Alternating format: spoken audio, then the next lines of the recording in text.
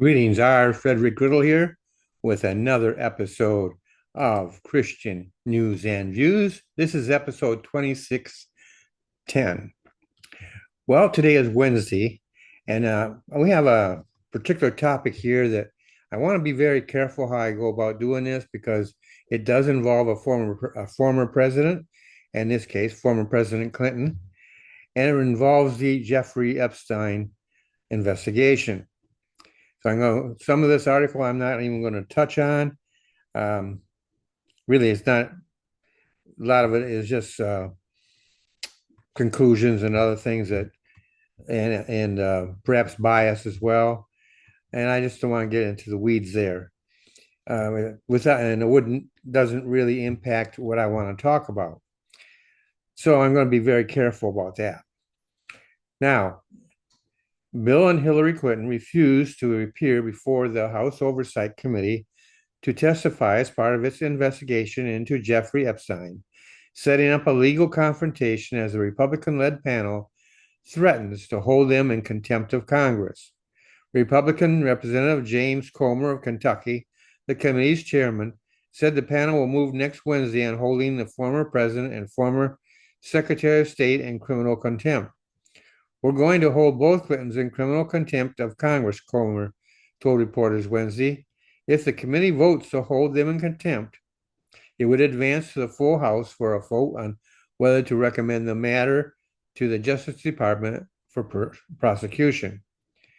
The panel subpoenaed the former president and former Secretary of State in August of last year as part of the investigation. The committee had requested that Bill Clinton appear on Tuesday and Hillary Clinton on Wednesday. In a separate 8-page letter to Comer, the Clintons' attorneys made it clear they would not appear for the closed door questioning. And they claimed politics and all this other stuff. Bill Clinton has appeared in photos with Epstein and took a handful of trips with him decades ago, but has not been accused of any wrongdoing. The materials also contain references to Mr. Trump, who also has not been accused of any misconduct. No one's accusing Bill Clinton of any wrongdoing. We just have questions, Comer told reporters Tuesday after the former president failed to show up. The Clintons' legal team and the committee have been going back and forth for months over the requested depositions. The committee initially requested they appear in October, but then delayed the date until December. Both Clintons declined the December dates, citing a need to attend a funeral. Here is a very important statement that I really want you to emphasize here. Oversight Democrats have always said that the committee is willing to talk to any person who has information about Jeffrey Epstein. Sarah Guerrero, a spokesperson for Democrats on the committee, said in a statement. Cooperating with Congress is important, and the committee should continue working with President Clinton's team to obtain any information that might be relevant to our investigation. Now, that's the part I want to focus on here. That final statement by Sarah Guerrero, to me, sounds like a very fine tuned statement. While she may be cautioning the Republicans, I see something else as well.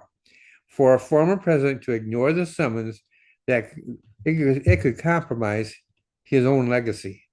I also find it a little amusing since it was the Democrats who pressed the Trump administration to release the documents in the first place.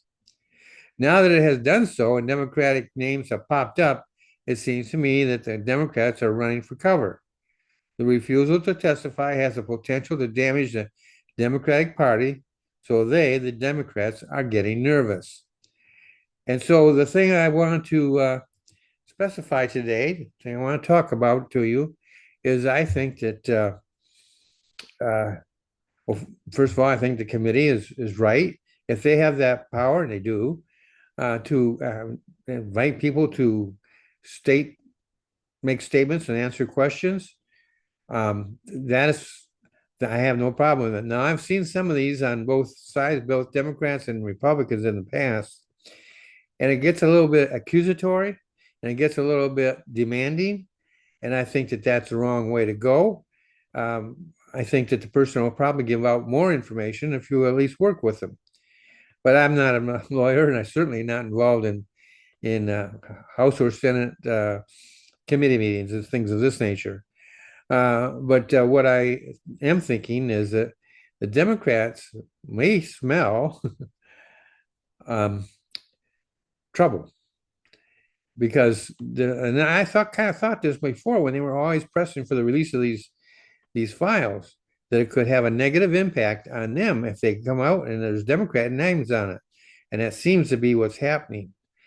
And so it is a little amusing, but it is also showing that the Democrats that are on that committee are in a very difficult spot.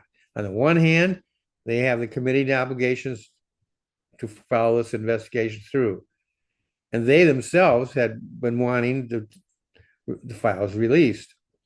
And now all of a sudden, with them released, with all of a sudden Democrats who are names popped up aren't willing to step forward and testify. And that puts them in a very difficult spot.